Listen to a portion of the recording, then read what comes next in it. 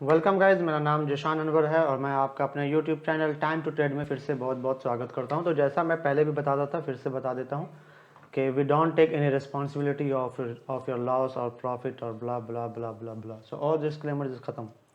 आज के इस वीडियो में हम बात कर रहे हैं मदरसन सुमी के बारे में। मदरसन सुमी के अंदर कुछ पॉजिटिव न्यूज़ है, एक नेगेटिव न्यूज़ भी है, तो हम उन सारे पॉजिटिव न्यूज़ और नेगेटिव न्यूज़ के बारे में बात करेंगे। एक पॉजिटिव न्यूज़ अभी आपकी स्क्रीन पर आ गई है, वो अपनी जगह पर सही है, लेकिन इसके साथ साथ और भी कई पॉजिटिव न्यूज़ आई है मदरसन सुमी को लेकर के। मैंने पिछले वीडियो में आपको बताया था कि मदरसन सुमी पर ध्यान रखिए और बॉश पर ध्यान रखिए। आप दोनों का चार्ट उठा के देख लीजिए कि एक दिन के ट्रेडिंग में इसने क्या कमाल किया है, राइट। तो जो मैंने ऑटो सेक्टर के ऊपर एक वीडियो बनाया था उसके बारे में मैं बता रहा हूँ। तो आज मैंने सोचा कि मैं मदरसन सुमी के बारे में बात कर लूँ और मैं आपको दिखाऊँ यहाँ पर कि क्या कुछ हो रहा है। लेकिन साथ ही साथ एक बुरी खबर भी है मदरसन सुमी के लिए, तो हम उसको भी देख लेंगे।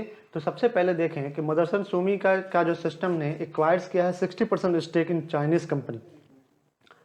किसी चाइनीज़ कंपनी के अंदर इसने स्टेक लिया है 60% का, जो कि इसके बिजनेस मॉड्यूल को बढ़ाएगा, एक्सपैंड करेगा और जिसका सीधा असर आपको इसके ग्राफ पर नज़र आना चाहिए। एक चीज़ ये है कि ये जो खबर आई थी ये खबर फ्राइडे को आई है मार्केट के क्लोज होने के बाद। तो मुमकिन है कि मदरसन सुमी जो है वो एक गैप अप लेकर के भी खुल सकता है, लेकिन इसका एक नेगेटिव न्यूज़ भी है जिसका भी इफेक्ट पड़ेगा। तो एक रीबैलेंसिंग वाली बात सामने आई है, तो बहुत हद तक इसके ऊपर हमको ऑब्जर्वेशन करना है कि मदरसन सुमी में क्या हो सकता है। ठीक है, so Motherson Sumi system limited said it has acquired a company in China called Nanchang JMCG Micra Lang vehicle mirror for 33 million yuan, which is about 34 crore odd. ठीक है, so auto components major Motherson Sumi System Limited on Friday said it has acquired a company in China called Nanchang JMCG Micra Lang vehicle mirror for 33 million yuan. सो ये इस खबर का impact share के price के ऊपर आ सकता है, that is the one. सो अगर आप इसको पहले से होल्ड करके रखे हुए हैं तो अभी आप इसको रखे रहिए। सेकंड जो चीज़ है वो आप देखिए कि Motherson Sumi system acquires majority stake in CIM tools to foray into aerospace segment. अब मदरसन सुमी ने एक दूसरे सेगमेंट के अंदर कदम रख दिया है। तो किसी भी बिजनेस का, किसी भी कंपनी का जो एक्सपैंड करने की जो नीति होती है, उस नीति के तहत वो किसी एक काम के अंदर अपने आप को जोड़ के नहीं रह सकता है। एग्जाम्पल के तौर पर आप रिलायंस को उठाइए। रिलायंस का क्या सिर्फ मोबाइल का बिजनेस है? बिल्कुल नहीं। एनर्जी के अंदर भी वही है, FMCG के अंदर भी वही है। तमाम चीज़ों के अंदर रिलायंस ने अपना एक कदम रख करके उसमें जमने की कोशिश की है। तो इसी तरीके से आप टाटा को भी देख लीजिए। टाटा, जहाँ पर रिलायंस का पावर है वहाँ पर टाटा का भी पावर है, जहाँ पर रिलायंस का FMCG है वहाँ पर टाटा। तो सारी कंपनी जो है वो जितने भी सेक्टर है उन सारे सेक्टर्स के अंदर आ करके अपनी कंपनी को एक्सपैंड करना चाहती है। तो इसी संदर्भ में मदरसन सुमी ने भी अब एरोस्पेस के सेगमेंट के अंदर कदम रख दिया है। तो अभी तक जो वो ऑटोमोबाइल्स के लिए कंपोनेंट्स वगैरह बना रही थी, परचेजिंग कर रही थी, अब वो एरोस्पेस के भी कंपोनेंट्स के ऊपर ध्यान देगी, जो इसके कंपनी को एक्सपैंड भी करेगा और इसका असर आपको चार्ट पर भी देखने को मिल सकता है। 55%, यहाँ पर 55% का स्टेक मिला है इनको, लिया है इन्होंने, और चाइनीज वाली कंपनी में 60% का स्टेक लिया है। तो दो पॉजिटिव खबर, दो दमदार खबर मदरसन सुमी के लिए आपके सामने आई है। सितंबर में जो ऑटो का रिव्यू हुआ था, तीसरा जो चीज़ है इसको समझिए। सितंबर में ऑटो का जो रिव्यू आया था तो हम लोग देख रहे थे कि ऑटो सेक्टर जो है वो काफ़ी डल शो कर रहा है, चूँकि चिप शॉर्टेज का एक समस्या था हमारे सामने। वो चिप शॉर्टेज का समस्या अभी भी बरकरार है, वो पूरी तरीके से ख़त्म नहीं हुआ है। तो आप इसको ये नहीं समझिएगा कि चिप शॉर्टेज वाला काम कंप्लीट हो गया है तो प्रोडक्शन शुरू हो जाएगा, ऐसी बात नहीं। चिप शॉर्टेज हुआ का समस्या अभी भी बरकरार है, लेकिन भारत सरकार जो है वो ऑटो सेक्टर को प्रमोट कर रही है, अभी आगे बढ़ा रही है।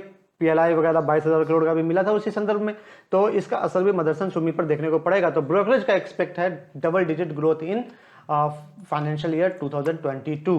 ठीक है, तो इसमें मदरसन सुमी का क्या फायदा है, इसको हम लोग समझें कि इन एंसिलरीज या फिर ऑटो एंसिलरीज अगर यहाँ पे कहा जाए तो इसका मतलब ये होता है कि वो कंपनी, वो सेक्टर है जो कंप्लीट गाड़ी व्हीकल्स नहीं बना करके उसके कंपोनेंट्स को तैयार करती है। बहुत सारे कंपोनेंट्स गाड़ी के अंदर लगेंगे, व्हीकल्स के अंदर लगेंगे, ठीक है। केमिकल्स भी बहुत तरह के लगते हैं, बहुत तरह के रॉ मटेरियल्स लगते हैं, बैटरीज है और भी बहुत तरह की चीज़ें हैं। तो वो तमाम चीज़ें मदरसन सुमी जो है वो असल में ऑटो एंसिलरीज के सेक्टर के अंदर आती है, ठीक है।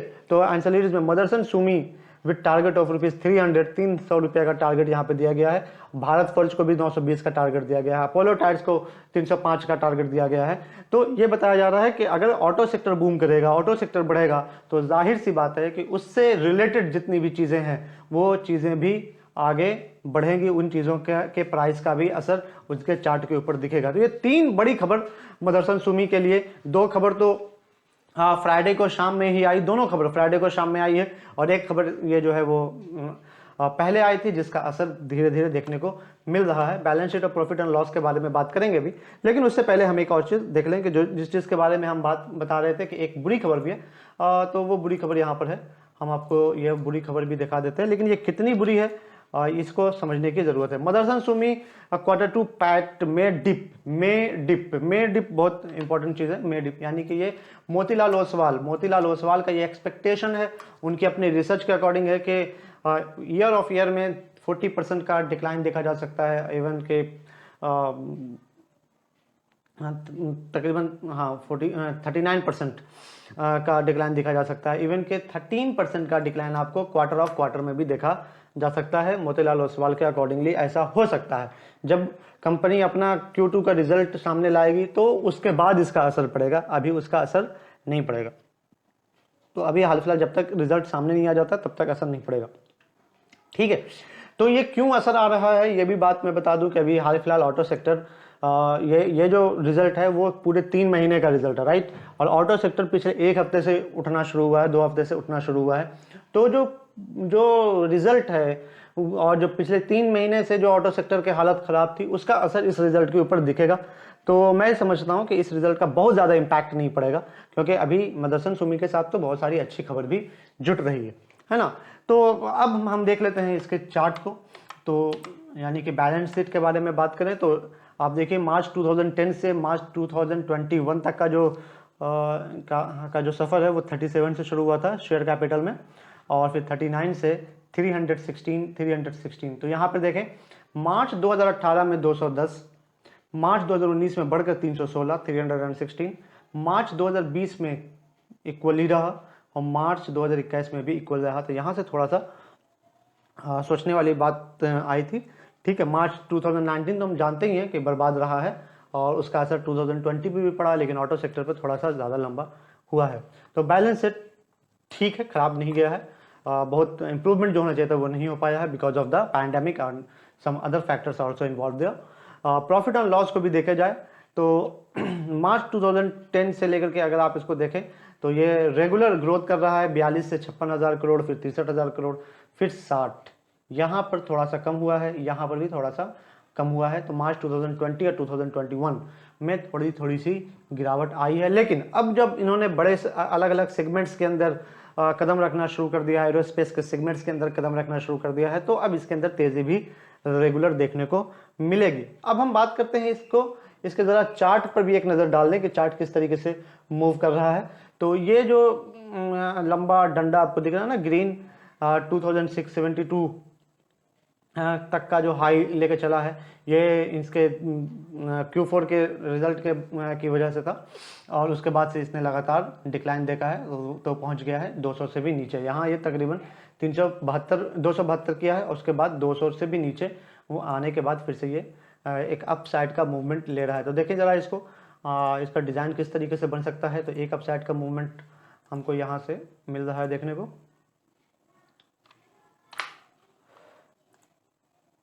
ट्रेंड लाइन हम खींचते हैं, तो हम इसको लंबा खींच लेते हैं थोड़ा, करेक्ट।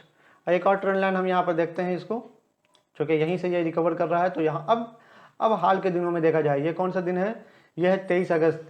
24 अगस्त से ये एक अप साइड मूवमेंट की तरफ बढ़ रहा है। अप साइड मूवमेंट की तरफ 24 अगस्त से बढ़ना शुरू हुआ है। कल हल्का सा डिक्लाइन आया था। तो अगर हम इसे गौर से देखें तो यहाँ पे देखें, जैसे ही अपने रेजिस्टेंस को हिट करता है थोड़ा सा डिक्लाइन आता है, लेकिन ये अपने सपोर्ट के बाद वापस जाता है। फिर ये यहाँ पर हिट करता है, फिर से वापस आता है, अपने सपोर्ट के साथ वापस जाता है। यहाँ से हिट किया है और फिर थोड़ा सा नीचे आया है, हो सकता है थोड़ा सा और नीचे आए और उसके बाद वो फिर से ऊपर की तरफ मूव करेगा। यहाँ से आप अगर आप देखें तो ये कंप्लीट जो है वो डिक्लाइन था, लेकिन अब यहाँ से इसने रिवर्स भी ले लिया है और जो ट्रेंड लाइन है उसी ट्रेंड लाइन को ये फॉलो करते हुए सपोर्ट और रेजिस्टेंस के अकॉर्डिंगली बढ़ रहा है। ठीक है, इसका जो मूविंग एवरेज चल रहा है पिछले 50 दिन का वो भी काफ़ी अच्छा चल रहा है। तो मैं एक इंडिकेटर ऐड कर लेता हूँ मूविंग एवरेज का। यहाँ से आप जाएँ और यहाँ पर इंडिकेटर लिखें, मूविंग एवरेज अडेप्टिव ले लेते हैं, डबल ले लेते हैं, अडेप्टिव हटा देते हैं इसको, मूविंग एवरेज डबल अडेप्टिव हटा देते हैं, मूविंग एवरेज डबल। ठीक है, तो डबल ये देखिए ये दो मूविंग एवरेज चल रहे हैं, एक ब्लू लाइन में है और एक ब्राउन लाइन में है। तो हम ज़रा इसको, ये वॉल्यूम है, यहाँ पर मूविंग एवरेज डबल 14 डेज और 21 डेज का मूविंग एवरेज आपको दिख रहा है। अब देखिए यहाँ पर दो लाइनें हैं और इसको समझने की बड़ी अच्छी ज़रूरत है। ठीक है, तो अभी आपको करना क्या है, इंडिकेटर के अंदर जाएंगे और मूविंग एवरेज डबल का इस्तेमाल करेंगे 14 डेज और 21 डेज में। तो मूविंग एवरेज जो है वो बता रहा है कि पिछले 14 दिन का मूविंग एवरेज और पिछले 21 दिन का मूविंग एवरेज। तो पिछले 14 दिन का मूविंग एवरेज और पिछले 21 दिन के मूविंग एवरेज से ज़्यादा अभी आपका प्राइस जो है वो चल रहा है। इसका मतलब ये हुआ कि ये एक बुलिश ट्रेंड बना रहा है। और भी इसको देखें, एक चीज़ ध्यान दें, इसको बहुत इंपॉर्टेंट चीज़ है। ठीक है, मैं बताता हूँ कि ये जो ब्राउन लाइन है ये अभी ब्लू लाइन से ऊपर है, करेक्ट है। ये जो ब्राउन लाइन है ये ब्लू लाइन से ऊपर है और यहाँ पर ये इंटरैक्ट किया है आपस में। ठीक है, कॉन्ट्रैक्ट हुआ है और उससे पहले ब्लू लाइन ऊपर था, रेड लाइन ब्राउन लाइन नीचे था, लेकिन यहाँ के बाद से ये ब्राउन लाइन ऊपर चला गया और ब्लू लाइन नीचे आता चला गया। इसका क्या मतलब है, अब देखो इसको अच्छे से, पुराने चार्ट का हिसाब से हम इसको चेक कर रहे हैं, यहाँ से चेक कर रहे हैं। ठीक है, तो यहाँ देखिए, जब भी आपका चार्ट बुलिश पैटर्न बनाया है, आप ध्यान देंगे कि ये ब्राउन लाइन जो है वो ऊपर है और ब्लू लाइन जो है वो नीचे है, करेक्ट। और भी पीछे चले, जब ये एक साइड वेज में चल रहा है, करेक्ट, साइड वेज, कोई एक ट्रेंड लाइन नज़र नहीं आ रहा है। तो जब ये साइड वेज में चल रहा है तो अब आप इसको देखें कि ये जो है दोनों एक दूसरे से बार बार कॉन्ट्रैक्ट कर रहा है। ठीक है, कोई गैप नहीं दिख रहा है और टकरा रहा है। लेकिन जब ये बुलिश मोमेंट बनाता है, ऊपर की तरफ बढ़ता है, अप ट्रेंड बनाता है, तो इस वैसे कंडीशन में ब्राउन लाइन जो है वो क्या कर रहा है, ऊपर है और ब्लू लाइन जो है वो नीचे है। यहाँ से देखें तो कॉन्ट्रैक्ट किया, sideways sideways sideways sideways sideways, यहाँ से ट्रेंड बनना शुरू हुआ तो ब्राउन लाइन ऊपर हो गया और ट्रेंड बनता चला गया, ब्राउन लाइन और ब्लू लाइन के बीच में गैप बनता चला गया। ठीक, तो यहाँ से ये काफ़ी ऊंचाई तक गया और उसके बाद फिर से कॉन्ट्रैक्ट किया और फिर से contract, sideways sideways sideways sideways. अब फिर से जब इसको अप साइड मूवमेंट करना होता है तो ब्राउन लाइन ऊपर चला गया है और ब्लू लाइन नीचे चल रहा है।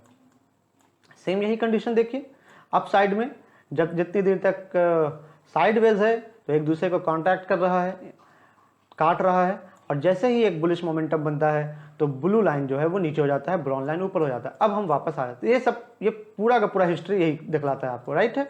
यहाँ पर डाउनफॉल आया है तो ब्लू ऊपर चला गया है और आपका ये जो ब्राउन लाइन है वो नीचे आ गया है, करेक्ट। अब यहाँ पर देखने वाली चीज़ क्या है, इसको मैं थोड़ा जूम कर रहा हूँ। इसमें देखने वाली चीज़ ये है कि यहाँ से तो ब्लू लाइन ऊपर चल रहा है और ब्राउन लाइन आपका नीचे चल रहा है, लेकिन यहाँ पर कॉन्ट्रैक्ट किया है, कॉन्ट्रैक्ट करने के बाद ब्राउन लाइन ने ऊपर गया है, ब्लू लाइन नीचे चल रहा है और ये अभी तक ऊपर ऊपर ऊपर। तो ये एक इंडिकेशन है कि अब इसके अंदर भी तेज़ी आने वाली है। मूविंग एवरेज के अकॉर्डिंगली अगर हम इसको चेक करें तो मूविंग एवरेज जो है वो आपका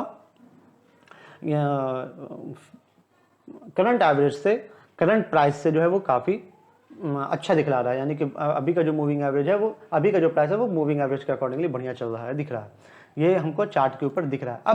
अब ये करना है कि करना क्या है इसके अंदर। ठीक है, अप साइड में दिख रहा है तो पहले तो उन लोगों के लिए सजेशन जिन्होंने होल्ड कर रखा है तो आप इसे अभी होल्ड करके रखें। ठीक है, पहला टारगेट आप इसको 260 के आसपास रख सकते हैं, राइट। पहला टारगेट आप इसको 260 के आसपास रख सकते हैं और दूसरा टारगेट जो है वो आप इसको 270 पर रखिए। और अगर ये 270 को क्रॉस करता है तो 300 का टारगेट कहीं भी नहीं जा रहा है। पहला टारगेट 260 पर, दूसरा छोटा टारगेट 270 पर, और अगर 270 को ये सक्सेसफुली क्रॉस करता है, तोड़ देता है, तो अब ये 300 से नीचे नहीं जा रहा है। लेकिन अगर फ्रेश एंट्री लेनी है तो फ्रेश एंट्री लेने के लिए आप थोड़ा सा टाइम ले लें, कल भर का देख लें कि कल अगर ये फ्राइडे के हाई को क्रॉस कर देता है तब तो आप एंट्री ले लें, बिल्कुल ले लें। 245 का कल हाई बनाया है, 245.40 का हाई बनाया है। जो लोग मेरे टेलीग्राम पर हैं, मैंने उन्हें बताया था कि 245 पर इसको निकल जाना है, ठीक है, वो जो मेरे प्रीमियम लोग हैं। तो आप चाहे तो उसको ये कर सकते हैं। और बाकी कुछ शेयर्स जो है वो रखे हुए हैं, क्योंकि इसके अंदर एक अपसाइड का मूवमेंट बन रहा है। जो न्यू हैं वो कल बस थोड़ा सा वेट कर लें, क्योंकि ऑटो सेक्टर में तो तेज़ी है। अगर ये पॉजिटिव ओपन होता है और आगे बढ़ता है, 245 को क्रॉस करता है, तो आप इसके अंदर एंट्री लें। 255 258 तक का टारगेट 1-2 दिन के लिए रख सकते हैं। तो आज के वीडियो में बस इतना ही। अगर आपको ये वीडियो पसंद आया तो एक लाइक कर दीजिए। Thank you very much for watching this video.